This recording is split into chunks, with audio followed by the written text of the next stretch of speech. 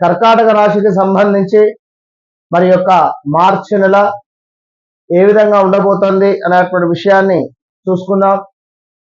ఇక్కడ అకారణమైనటువంటి వైరము, ఏదో నేను సాధిస్తా అని చెప్పి ఎక్కడికైనా వెళ్ళి ఆ యొక్క ప్లేస్ కానీ అక్కడ ఉండేటువంటి ఎన్విరాన్మెంట్ కానీ నచ్చక మీరు వెనుతిరిగినటువంటి సందర్భం, చక్కటి జాబ్ బట్ అక్కడ ఆ యొక్క ప్లేస్ మీకు నచ్చక మీరు వెనక్కి వచ్చినటువంటి సందర్భాలు ఉంటాయి.